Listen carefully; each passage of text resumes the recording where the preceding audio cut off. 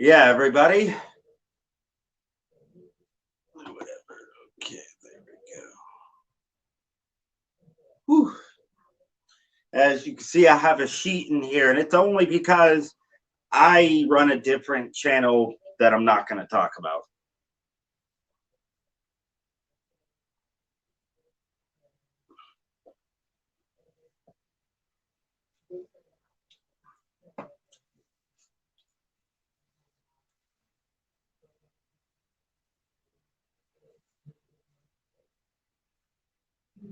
Be right back.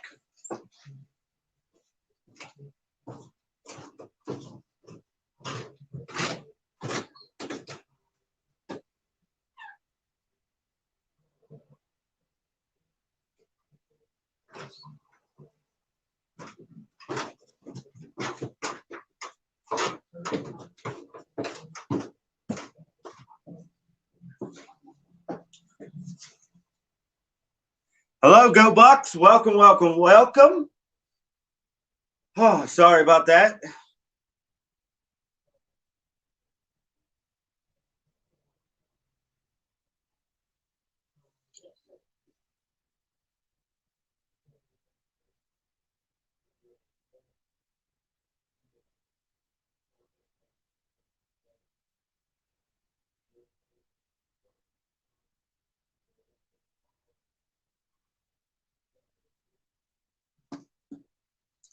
Oh, man. So I'm going to wait for a couple more people to get up on here, or I might just start with my predictions now.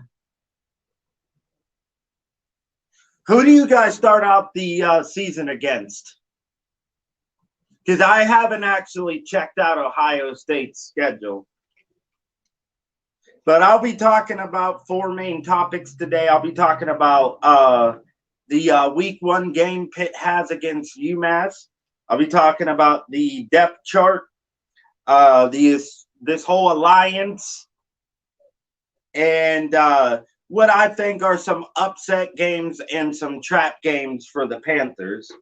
So that's basically what I'll be talking about. Open up against Minnesota, 14-point favorite. I would say that's fair only because there's a lot of uncertainty, I would say, at the quarterback position, especially since losing Justin Fields. So that would definitely be of concern. Ohio State's one of those teams that I don't watch on a regular basis. So to be honest,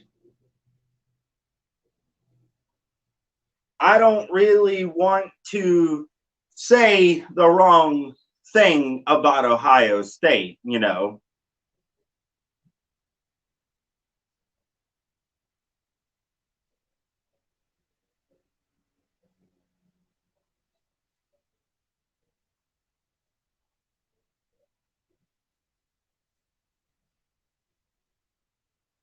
Give me 1 second, guys.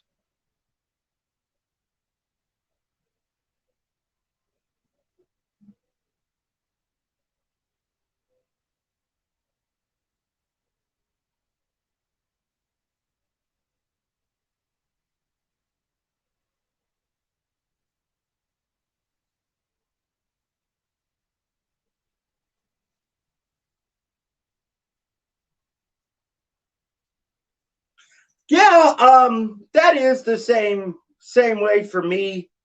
I'm not too well versed as it comes with the politics of the NCAA, how a bowl game works. If this team doesn't make it, who would take the tiebreaker or this, that, and the third. I just know about my team and what's going on with my team. I don't try to concern myself with what other people are doing unless, you know, either a good bit of my fan base is that team or it depends.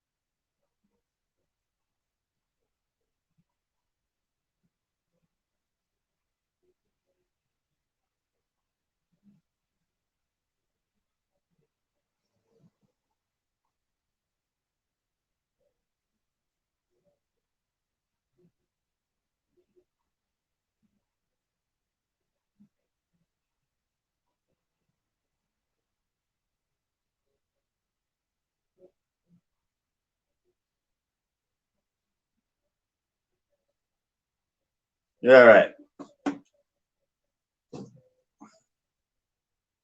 Yeah, so we open up the season against UMass.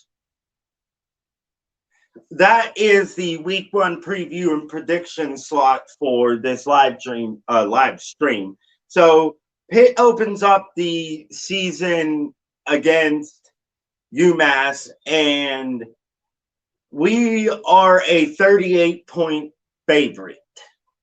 I do not really predict UMass to score. If they do, they might score a touchdown at best.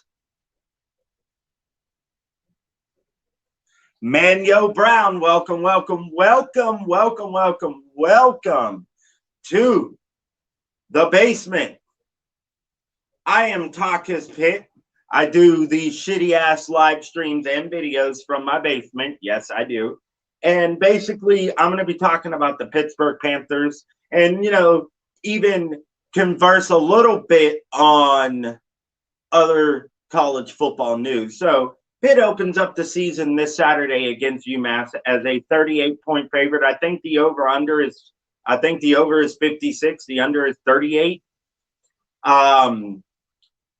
I want to take Pitt on the points and the over. Actually, I'm going to take the over and take Pitt. And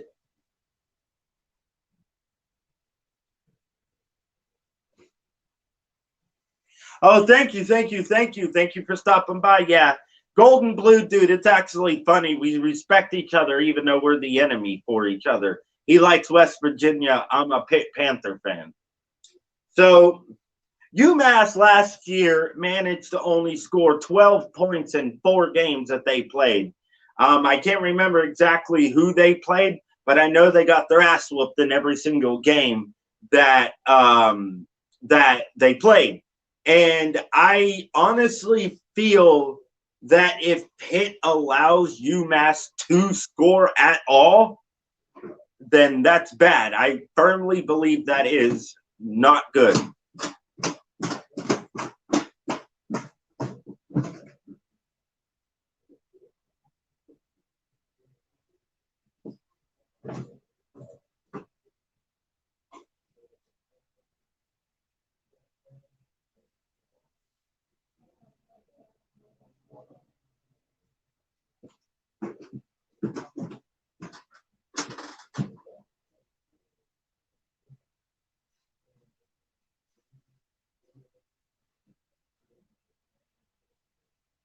Exactly. It doesn't really make too much sense, Gold and Blue dude, for people to have Pitt where they are. People aren't paying attention to us, and this is my main problem. People don't pay attention to us. Nobody wants the Pitt Panther head coaching job. Nobody does. Nobody did. I mean, several people got offered, and we turned them down. I mean,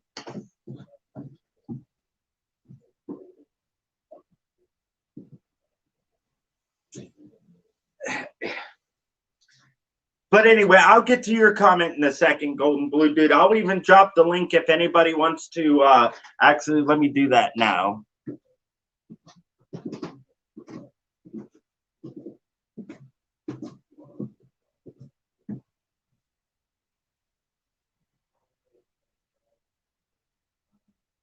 God damn it.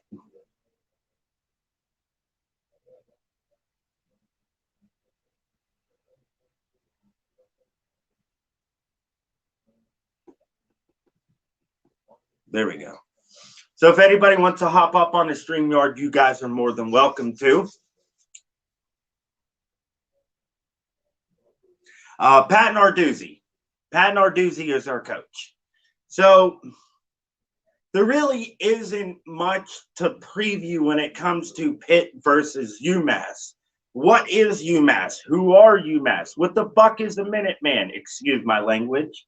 I curse on this channel. Cursing is very much encouraged. I will not censor you if you curse.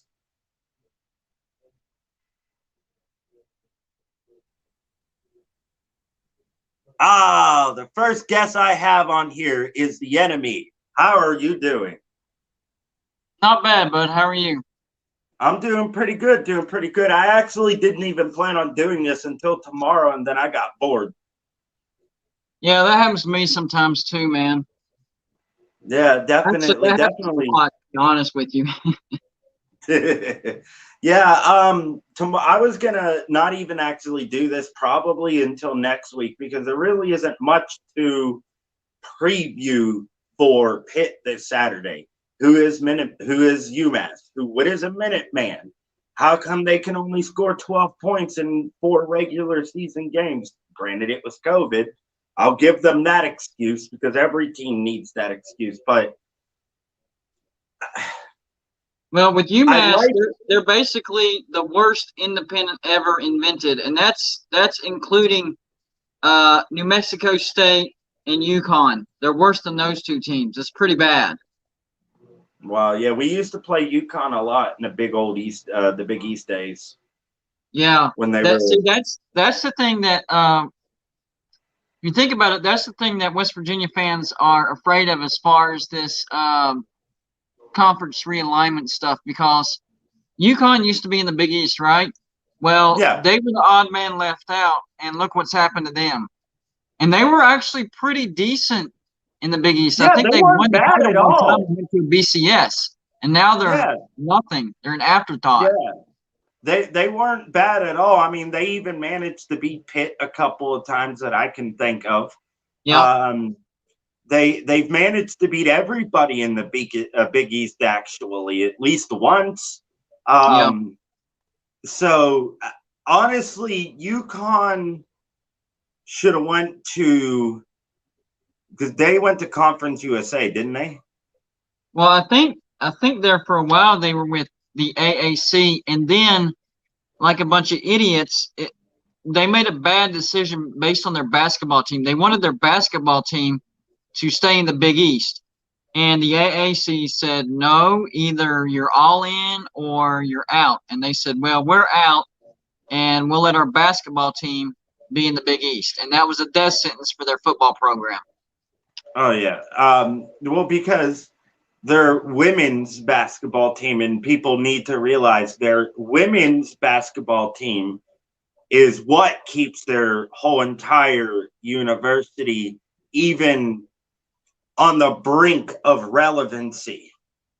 Yeah, and they actually they used to have a really, really good men's basketball team. I remember when they upset Duke, it was, I think, 99 or maybe early 2000s. They were a huge underdog with Rip Hamilton, and they upset Duke. And I don't know what happened to them, because they used to be a national brand, and UConn, yeah. They were in the Big East in basketball as well. And anytime, this was when West Virginia was in the Big East, besides the Pitt game, anytime West Virginia played UConn at home, that was the biggest game of the year besides, playing Pitt. So I don't know what happened to their men's basketball program, but it went down the toilet as well. It definitely, because even before I started following college football, which a lot of people are still confused about how and when I became a Pitt fan. Now, I started following college football probably after high school. And the first team I started following, which you're not going to like what I'm about to say, is Texas. But they're a big brand. I can understand. Like, if you knew they were huge back then. Yeah. Vince Young. They won the Rose Bowl. They won the championship, and then Colt McCoy came along. Nobody saw Colt McCoy coming along. And They then they that, were a Colt McCoy injury away from beating Alabama for another national championship. People forget about but that. even their backup quarterback, what I was surprised, the backup quarterback they put in for that game, always kept it within 7 points.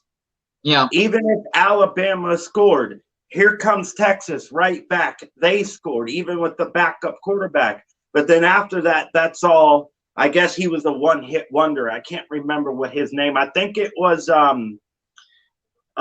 Jordan Shipley's brother, who was Colt McCoy's backup, because there was like 3 sets of brothers on that team that year. There was the McCoys, the Shipleys, and I think there was somebody else. Yeah, I can't think of his name either, but he did keep him close. But I'm convinced if Colt McCoy hadn't went down with the injury, Texas would have won the national championship that year. Definitely. I think they would have for sure. Yeah, but I never fell in love with Texas as a football team because it was just a team that 99% I would never be able to physically see play. Right. And, that makes sense. Yeah. And I was like, okay, who do I root for? Then I started hearing about. Was it like a toss-up maybe between Pitt and Penn State maybe? Actually, it was a toss-up between Pitt and you guys. Okay, I got you. Only because half my family must have been drinking heavily on the day you actually made the decision. The day I made the decision was 2016. You must have had a bad drinking day that day. Oh well, no, that was when Pitt beat Clemson. Oh, dude, I remember exactly where I was when I watched that game. I was we actually lived in Walhalla that particular year, and we were in our bedroom. My wife was working, and I was calling her. I was like, I'm telling you, it looks like Pitt's going to upset you guys. Y'all cannot defend that shovel pass for whatever reason. No, and we weren't even using running backs for the shovel pass. We were using fullbacks and tight ends. That's the thing. Like throughout the game, okay, first half you're like, okay, it's one of those games where they're going to keep it close. But as the game got closer and closer to the end, you're like, Clemson you don't just know who's doesn't have win. an answer for that. They never had the answer. We were up 14-0, and then they scored.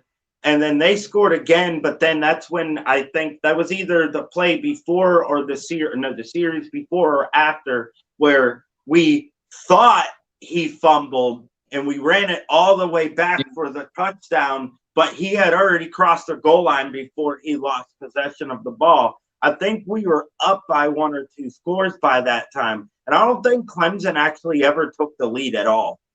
No, they didn't. And y'all actually almost did what we did to them in the Orange Bowl. Remember, they did the same exact thing. They fumbled, but they didn't cross the goal line whenever they fumbled with us, and we took it back for 100 yards and blew them out. That was – people think that West Virginia just, was the better team. No, Clemson was the better team in that game. What happened was it was a back-and-forth thing.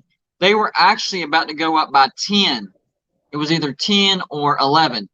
If they would have scored, they would have been up because they were already up by 3. So it would have been 11. Definitely. And we took that 100 yards, and it just sucked the life out of them because we ended up scoring 3 more touchdowns.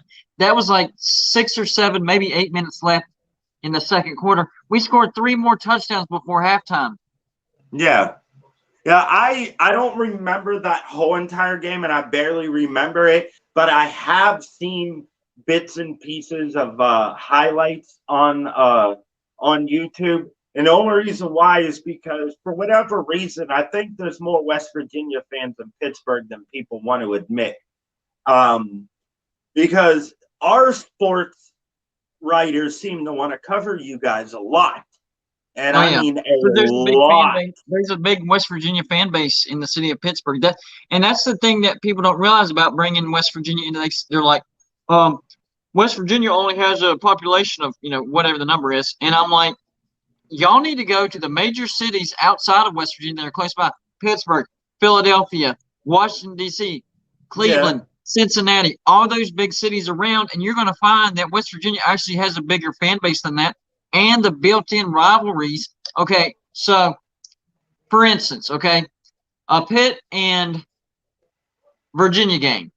Okay, not going to draw very many eyeballs, but a Pitt West Virginia game, comparably, way up. All right, so That's let's a go. moneymaker. Let's go to Syracuse. Syracuse versus anybody. Hardly anybody. Maybe Clemson. They might get some views. Syracuse versus West Virginia, way more views. And you can go Oh on yeah. down the line. Nobody cares about Virginia Tech and Wake Forest. Virginia Tech, NC State. Maybe a No, little no, bit no. interest. But whenever West Virginia plays Virginia Tech this year, it's going to have some good ratings. Oh, when we played what's their face? The Demon Deacons down where they are at. It drew a lot of people actually who's coming in. We got Homer Simpson, another Pitt fan. West Virginia is never going to be in the ACC. I live 35 minutes away from Heinz Field. Don't be one West Virginia fans. I know more West Virginia fans than this man, and I've never met this man physically. Half my family are West Virginia fans. They sell West Virginia gear at Sam's Club right up the road. I almost set it on fire like an Ashley living room furniture set. I get that reference too. So, as much as West Virginia doesn't want to admit it, I've been down there dozens of times. I like Morgantown. It's actually a nice place when football season is about. When football season's gone, it's like, where's everybody? Yeah, it's a ghost town. So, and I've seen Pitt gear being sold down there. I mean, if you really think about it, though, it would make sense for you to sell the gear of your enemy in your hometown, knowing there's probably going to be at least one idiot there. Yeah, or at least during the time that they play each other. Yeah, at least, because you might get fans who decide to buy gear at the last second. And I always think you should at least have a small section of the opposing team's apparel, for sale. The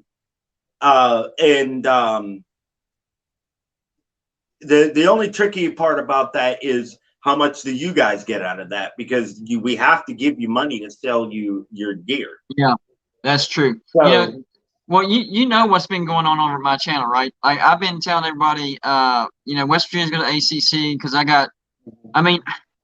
I'm not just blowing smoke. I really do have inside sources that are actually part of certain facilities and coaching staffs within the ACC telling me this stuff. And exactly.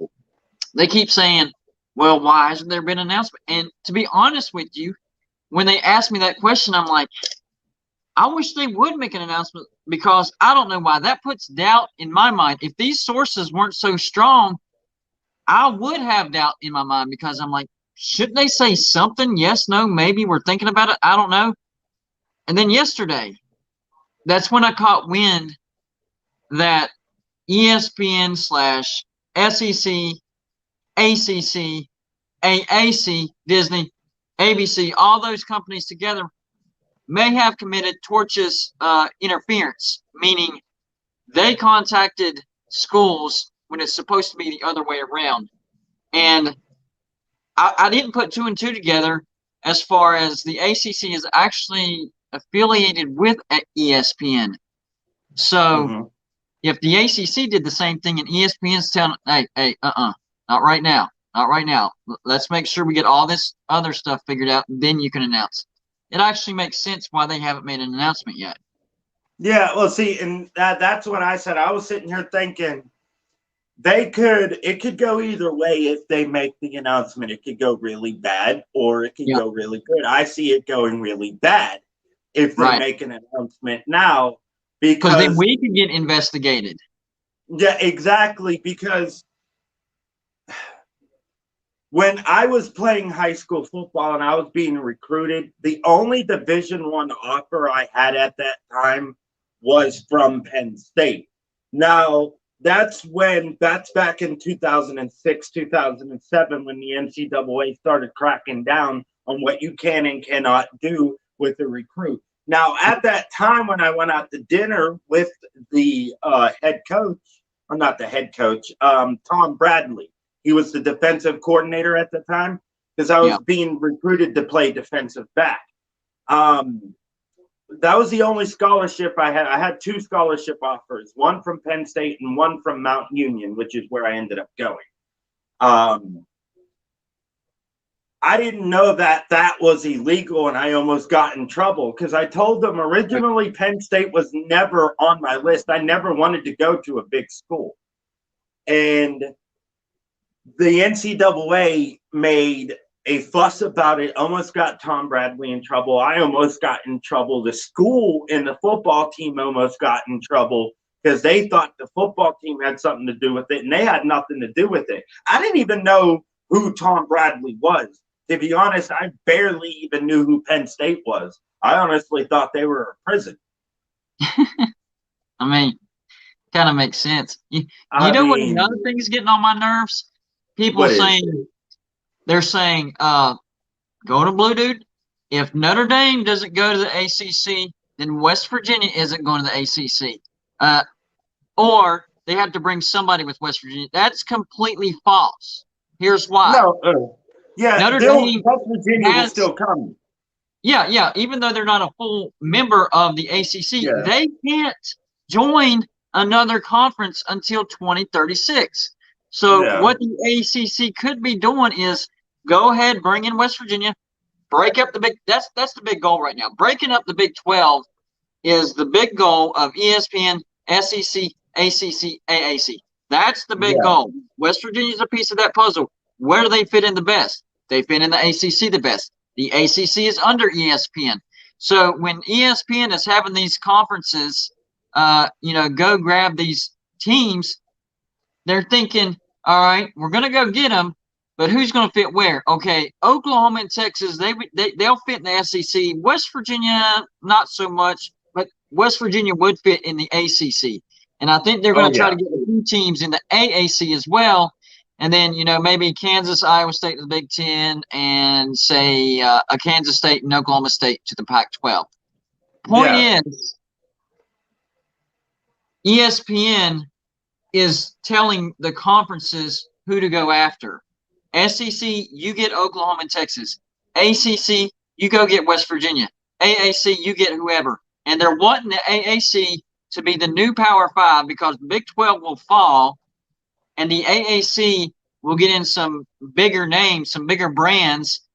Even if they're the lowest Power 5, they would still be a Power 5, and that would give ESPN 3 of the 5 Power 5 conferences. Why not bring in Kentucky? That's really not that far of a drive from either Pittsburgh or West Virginia. Well, the thing is, the ACC, AAC, and SEC are all affiliated with ESPN, right? So they already have Kentucky in the SEC. They don't really need to move them. Their main goal right now, I get your logic, I understand. But what I'm trying to explain is right now their main goal is to break up the Big 12. ESPN and Fox are enemies. And Fox has the TV rights for the Big 12. In order to take Fox down, they're trying to dissolve the Big 12. Who has the TV rights for ACC? Is that ESPN? That is ESPN, yes. Okay, and ABC. Because we've been fighting with our cable company up here, Comcast, to get the ACC network. They suck so bad. Because every other cable company, Verizon, AT&T, everybody else has the ACC network, but Xfinity doesn't. They finally reached the deal where they put it on there and they give every Xfinity customer the ACC network for free. So I can finally watch all the Pitt games instead of either having to use my brother's pass or search it in some sort of other way that's illegal. Yeah, I got you. But the Big 12, it's not like the Big 12 isn't fighting back because I pay attention to what you post. I pay attention to what's online. The Big 12 is trying to bring in teams to fill the vacated slots that they know are going to be vacated within the next year or a couple years, whatever. No, I know they're trying to reel in Boise State. You know what the problem with the Big 12 is, though? Their options are limited because they're not going to be. Everybody thought that maybe the Big 12 could go out and get like a Memphis, Cincinnati, UCF, the bigger brands of the AAC. What the people don't realize is the AAC is yet another conference that's affiliated with the enemy, ESPN. Yeah. Big 12 is not going to be able to get those teams. So their No. options are like, BYU, Boise State. Those are pretty good quality programs. But is that enough to keep your Power 5 status? 10 Yeah. teams. You lose Oklahoma and Texas. You gain BYU and Boise State. I don't know about that.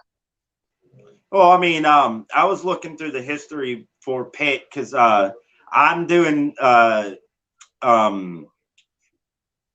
scripts for the next few videos that I want to post, because if I don't do them now, they're not going to get done at all. And I was coming up with the video, the top 5 teams that Pitt has either never played or only played once. And BYU is on that list of teams we've only played once and we've never beat them. They beat us. That's just like Hawaii. We've played Hawaii once, which I can't even believe we lost by 20 points to Hawaii. They had some good teams every once in a while. Oh, they do. What's that quarterback they just lost a couple of years ago? Didn't he die too? No, he's still alive. I thought he was the one that passed away. He's in the NFL. I want to say Cole McDonald. I think that's his name, because that might be, but that's not who I'm thinking of. Because we just got a Hawaii transfer a couple of months ago, a wide receiver, Melaqui Stovall. Oh, yeah.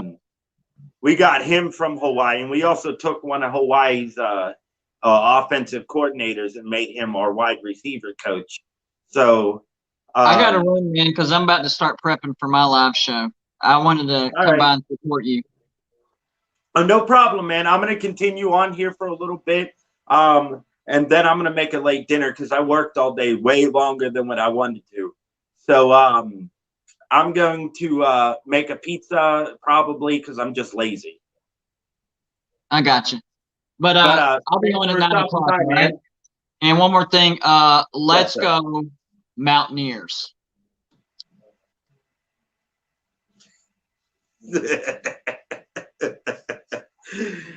Oh, man. Yeah, so guys, sorry that I wasn't paying much attention to the chat.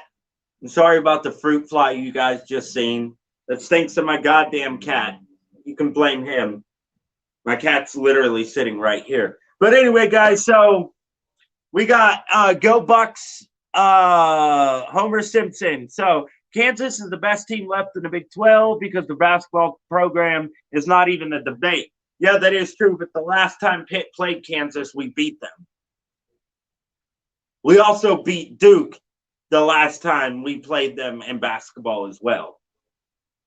Kansas, here's the thing. The reason why I want to put either Kansas and the Kentucky or Kansas and Kentucky in the ACC is because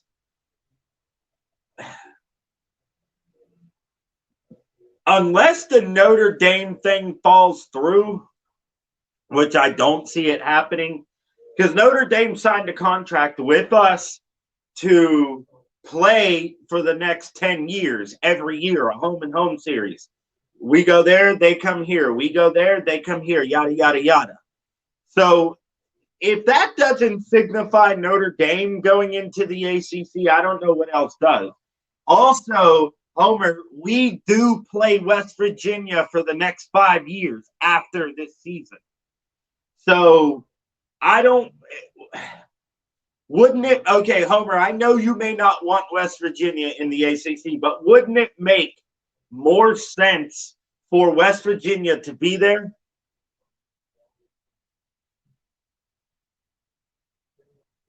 Oh, no doubt. Now I understand more of the political money side of the SEC or the SEC and what they, have advantage of.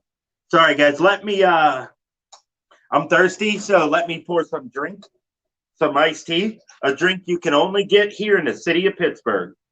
Go Pitt. Sweet Caroline. Let's go Pitt. I know everybody hates that so much.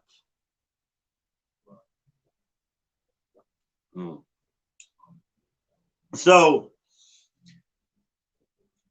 I want to play teams other than the teams we play, because Pitt does not do that great of a job with non-conference scheduling. Now, this year is definitely a lot better when we play Tennessee and Western Michigan. But who the hell is New Hampshire? Who the hell is New Hampshire? Who the hell are they?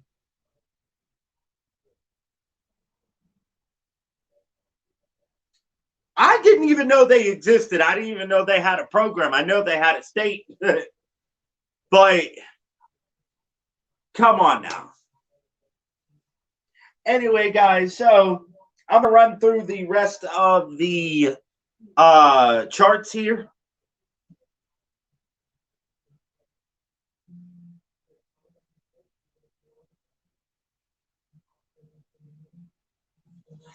Oh, well, it's not like they're not recruiting well in Western PA now. I mean, they got a couple of commits from Western PA. I think they got 2 from the Whitfield, if I'm not mistaken. And they got a few out in out east, north, towards Philly. So, I mean, what do you mean, like, recruit well? Like, get 10 recruits from Pennsylvania for, like, let's say 1 year, and then 5 for 1 year, and then 5 for the next? Like, I mean, that is a legitimate concern, That would be the only reason why I wouldn't want them in. But also at the same time, we don't recruit well in West Virginia, and West Virginia doesn't recruit well in West Virginia either. I'm not saying they don't have good football players, but do they have great football players to the magnitude of, like, where West Virginia is going after them? Because I've looked at the roster. I don't see any kids on their roster from West Virginia, unless there's kids on there now that I didn't see a month ago.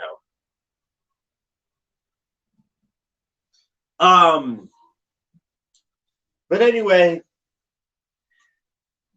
the depth chart for the Pitt Panthers has been released. So let me go over that.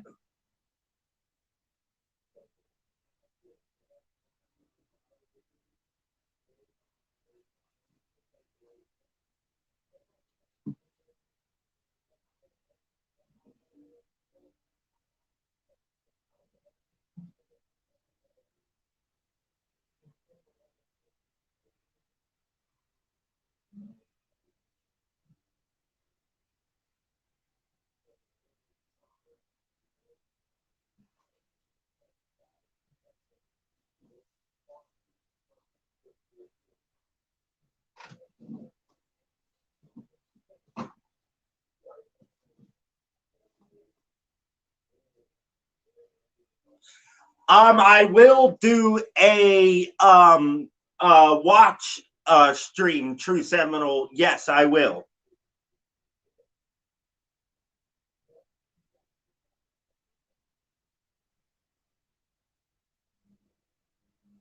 All right, so the depth chart for us has been released.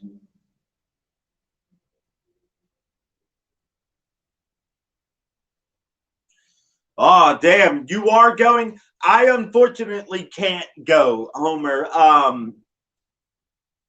I recently got laid off from my job a couple days ago. So And I'm still working, but my stuff will end in a couple weeks. Now, I'm not concerned right now because I already have another job lined up. It's just they're doing budget cuts because of COVID. Um, and I'm trying to save money. And plus, honestly, Homer, I didn't want to go to a game that was going to be a complete blowout. But anyway, so here's the depth chart for the Pitt Panthers, starting at quarterback.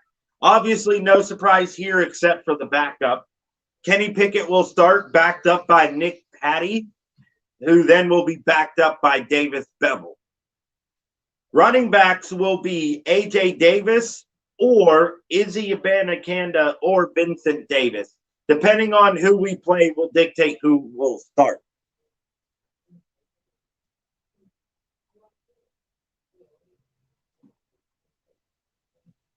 Ah,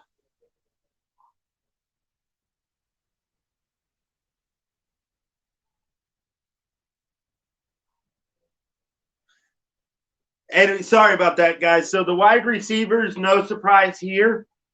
Jordan Addison, Jalen Barton, Tazier Mack, Jared Wayne, Shockey Jock Louis, and Trey Tipton. Now we get to the tight ends, which is where the concern starts for the offense, where it starts to get really big of a concern.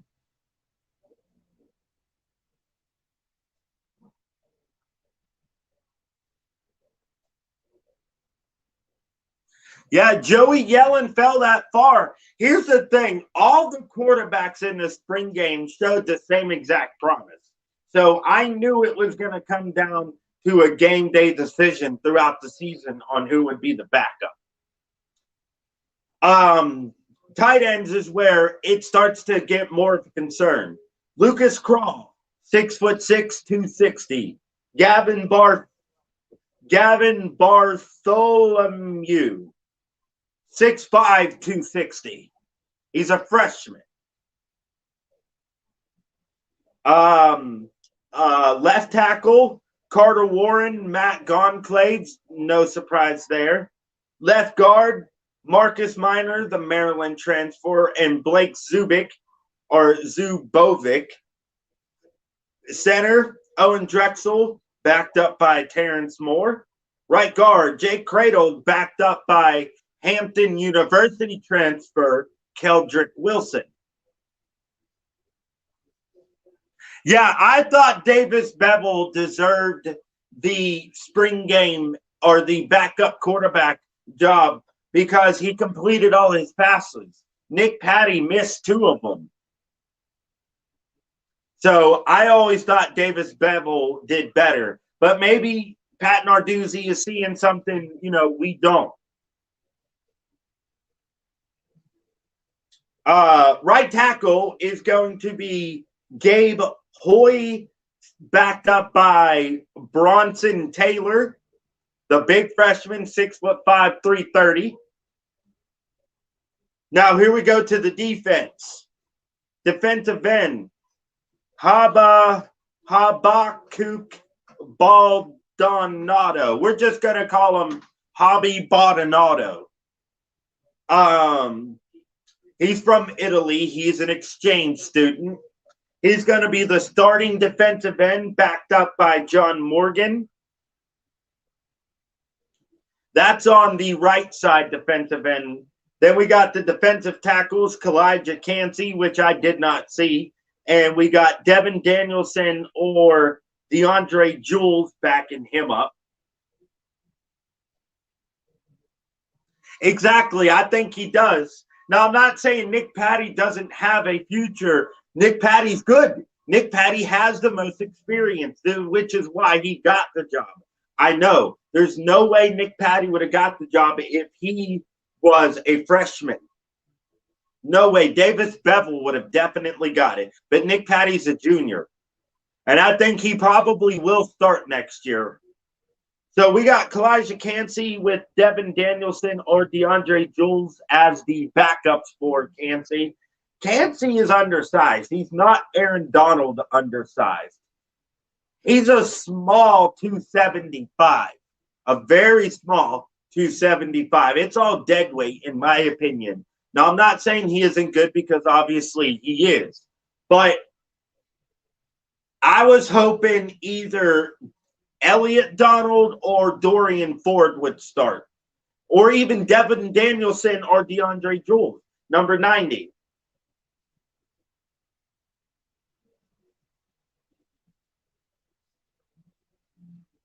Oh, yes, he was. He was doing very good when he got hurt. But moving on to the other defensive tackle, left side. We got Keyshawn Camp, no surprise, 6'5", 295. We got David Green or Tyler Bentley backing him up. I would prefer David Green more than anybody. Then for the left side defensive end, we got Deslin Alexander backed up by Dayon Hayes, the hometown hero, Westinghouse High School. Linebacker, we got, for star linebacker, we got Cam Bright and John Patrician, the vegan. We got Mike linebackers will be Wendell Davis and Servasia Dennis, followed by Brandon George. So they're not sure if Wendell or Servasia are going to start. I would say probably Sir Wendell because he's a senior. Money linebacker, we got Phil Campbell with either Servasia Dennis or Chase Pine. So Servasia could play Mike or money linebacker. It doesn't matter. Strong safety, we got Brandon Hill and Judson Tallendeer. Judson, I believe, is a freshman. Brandon Hill is also a youngster. He is a sophomore. Free safety, we either got Eric Hallett or Rashad Battle, which I knew that was going to come down to either of those two. It didn't matter. Cornerback, we got Marquise Williams and A.J. Woods. No surprise. Damari Mathis and M.J. Devonshire, the Kentucky transfer. Place kicker is literally going down to a T between Ben Sauls and Sam Scarton. Punter, holder, and long snapper. I'm not really going to go through that. Don't really care. Kickoff returner and punt returner is where I do give a damn about. We got Jalen Barton and Izzy Abanikanda. And then for the punters, we got Jalen and MJ Devonshire. So that is the depth chart preview for the Pitt Panthers 2021. Elliot Donald, Aaron Donald's nephew, actually, is doing very well in camp, as expected. He may be better than his uncle. He has gotten to sack Kenny Pickett 4 times. I've seen him on tape sack Kenny Pickett 4 times. I've seen him go after the backup quarterbacks God knows how many times. Elliot Donald will be just like his uncle, if not more dangerous. He is bigger, I can tell you that. He's definitely bigger. Elliot Donald is 6'2.5". Aaron Donald was only 6 foot. He definitely looks bigger than 250, I'll tell you that, because he's only listed as 250. He definitely is bigger than 250. I'm sorry. But yeah, that's the depth chart preview and prediction. I just want to move on to the Alliance thoughts in this live stream. If you guys have any questions or comments about the depth chart, now would be a time to ask them. If you have any other questions, like did you not hear a name, or do you know about a freshman you want to talk about, let me know. I'm going to take a 2-minute break before I get to the next segment. I'll still be here, but I'm going to just take a drink.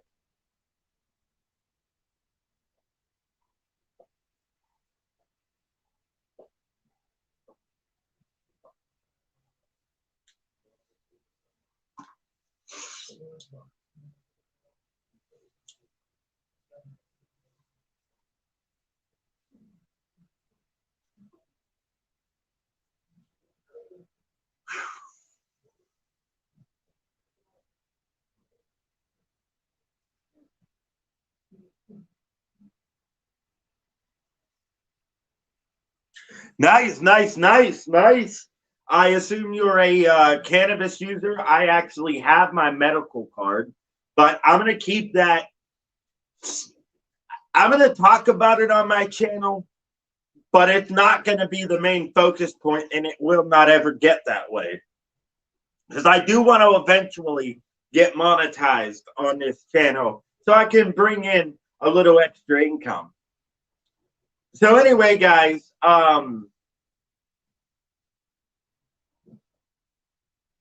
to the alliance thoughts, I honestly don't care about it. If it guarantees we play West Virginia forever, okay. If it brings rivalries from the Big Ten I would like to see Pitt get into, that's fine. Here's how, okay, Homer, here's how I would have it do. If the Big Ten, the ACC, and the Pac-12 all got together and scheduled games with each other,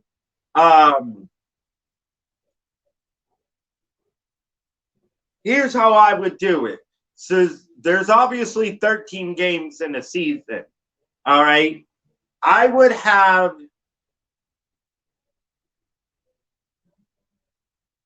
I would play 4 teams from each conference, the Big 12, the Pac-12, and the ACC.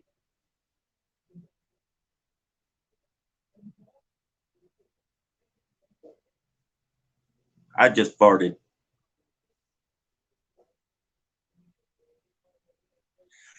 I would not want to play Ohio State or Michigan. Homer, they gave us the 2 worst losses ever in Pitt history. Michigan beat us 69-0. Ohio State destroyed us 72-0. I would never want to play them. USC, however, I would love to see an old rivalry between Pitt and USC renew. People, in my opinion, I consider that a rivalry.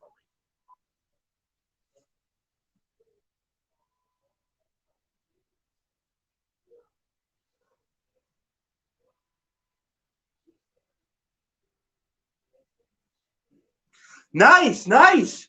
I'm actually only about 25 minutes from Monongahela, Homer.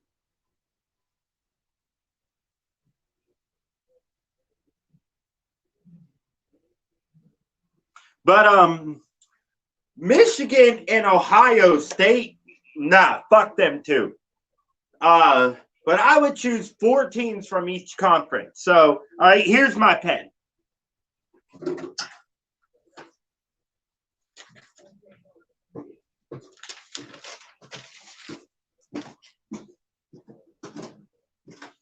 All right. 13 games in a season, 4, 8, 12.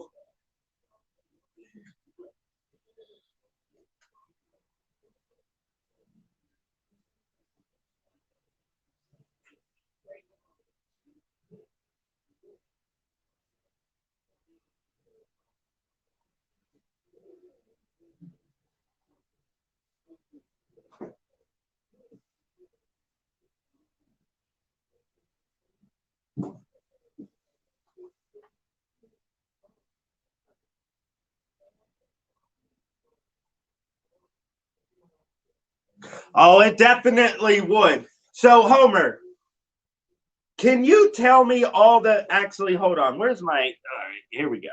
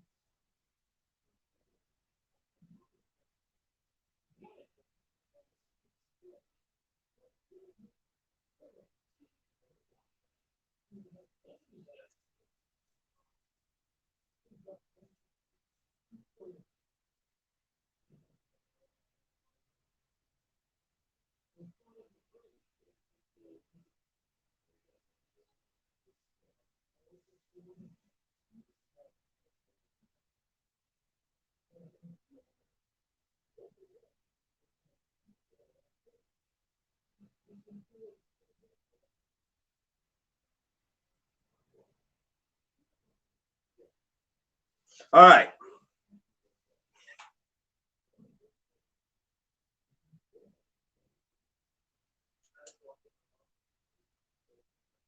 Oh yeah, I remember that. I remember that. Yeah. So, all right. In the Pac-12 North, there's Cal U, Oregon, Oregon State, Stanford, Washington, and Washington State. The Pac-12 South is UCLA, Arizona, Arizona State, Colorado, USC, and Utah. So let me do that over. So if I were to pick 4 teams for Pitt to play from that conference, I'd have to do 2 and 2. I would take Oregon.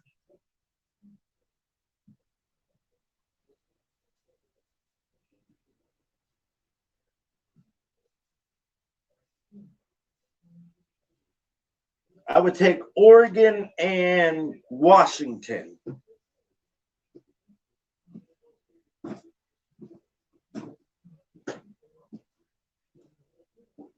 That would be from the North.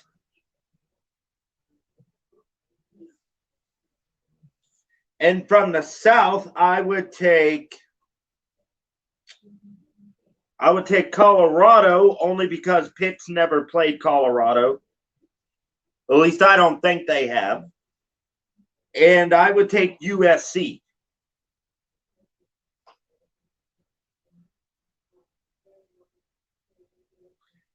So those would be the 4 from the Pac-12. The Big Ten. All right. The Big Ten.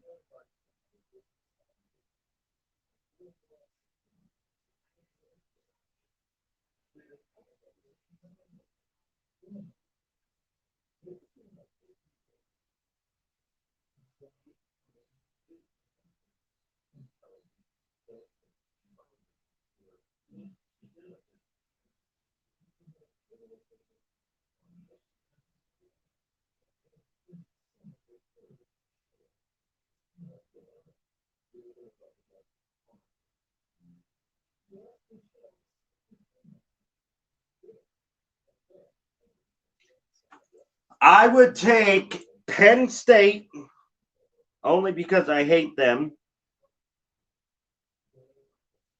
Maryland, Ohio State, and let's see.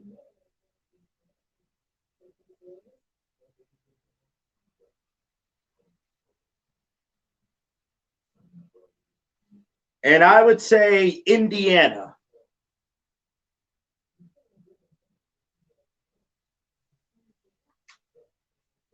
So from the Pac-12 so far, we got Oregon, Washington, Colorado, USC, Big Ten, Penn State, Maryland, Ohio State, Indiana. And obviously, we got the ACC. And this is just me scheduling. This is just a random stupid event I threw in here. So from the ACC, teams I would definitely have us play every year.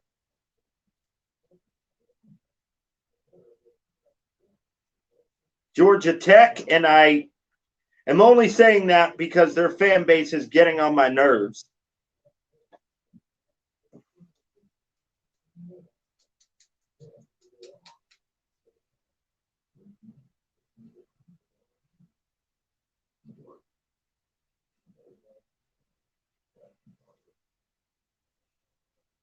Louisville.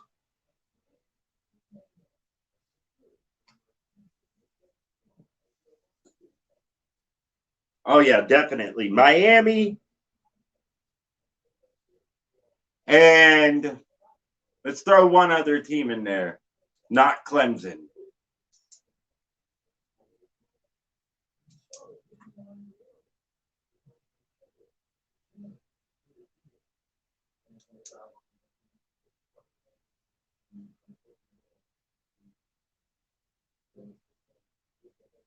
All right, we'll go with. No, not them.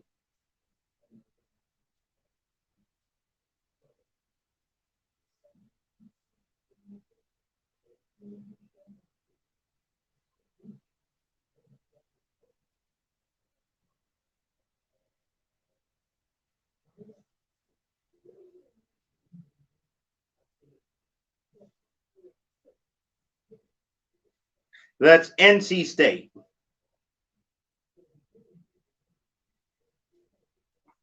So NC State. So there's 4, 8, 12 with one random team that is left over because that's only 12 teams. We'd have to throw somebody else random in there. So we'll go with. It has to be a team none of these teams rival with like big time.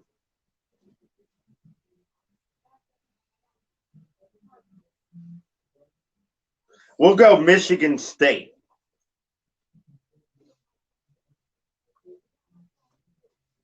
Because we owe them an ass whooping.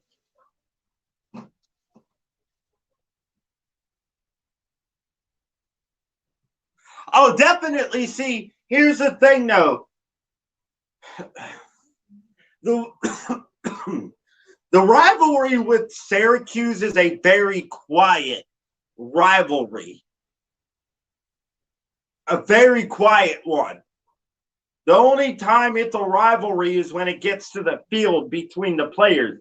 There always seems to be some sort of, little tussle between Pitt and Syracuse. There is a rivalry, in my opinion, between those schools, just like there is between us and Virginia Tech. We don't like Virginia Tech. I sure as hell do not like Virginia Tech. I also have a newfound hate for Florida State.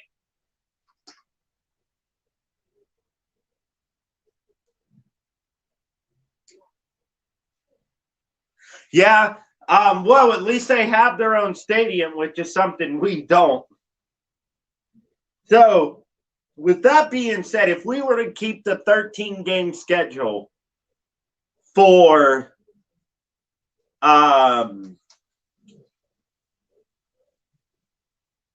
if we were to keep the 14 games or the 13-game schedule for a college football season, and we played these 13 teams, I would have Pitt start out the season against Georgia Tech. Then that would be an away game. I'd have that as an away game. Actually, no. Well, yeah, I'd have that as an away game. Then we would go to the Big Ten, and I would have us play Indiana. We'd go to the Pac-12. I'd have us play Colorado. Then we go back down to the ACC. We play Louisville. Then we play Ohio State. Then we play USC.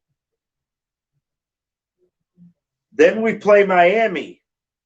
Then we play Maryland. And, I could see a schedule like that happening if this alliance goes through. And I really do think it will. I think they need to. Rivalry, not robbery.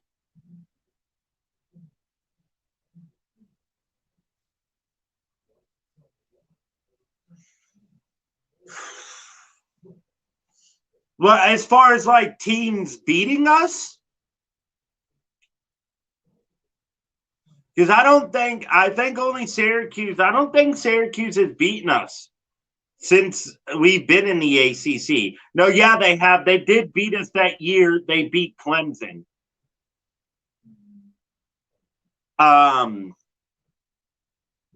Honestly,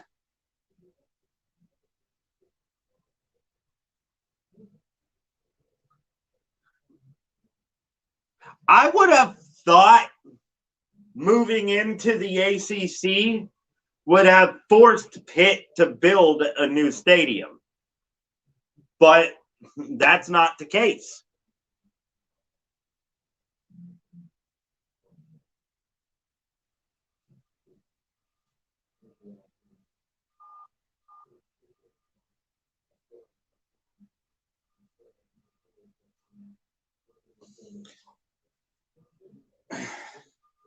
See, as bad as Syracuse is, they do play us close.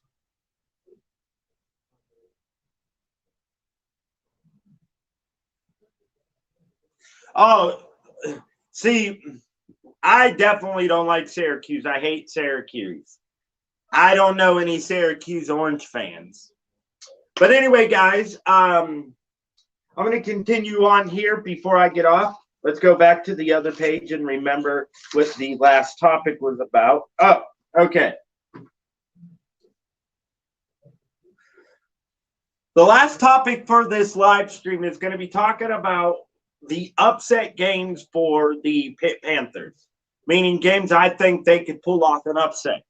There's only 3 games this year where I know for sure they're not going to be favored in. Now, I've seen other people do predictions for Pitt. I've seen people do predictions for the 3 teams I'm about to mention. Some people have us upsetting some people don't. Uncle Lou on YouTube has us beating North Carolina. I definitely think that is the team that we have the biggest shot at upsetting. Now, people say it can be Miami. I don't see it being Miami. I don't see us beating Clemson. I don't think there's no chance in hell that happens. I just don't.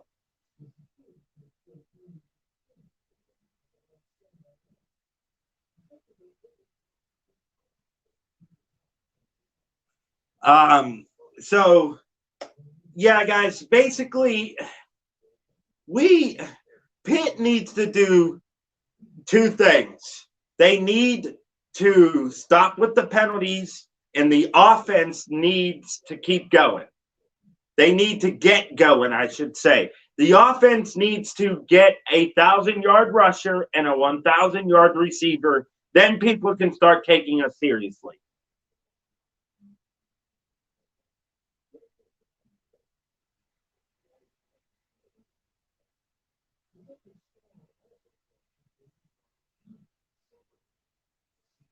Oh, it's okay, Homer. But anyway, guys, I'm going to go ahead and end the live stream right here. I want to thank you all for stopping by on this live stream.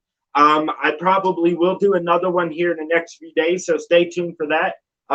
It was good talking to you, Homer. Thank you for coming by, fellow Pitt fan. Golden Blue Dude being the first person to stop by on StreamYard. Big shout out to him. West Virginia still sucks. And everybody else, go Bucks. Thank you for stopping by as well. I'll see you guys next time. You guys have a great night.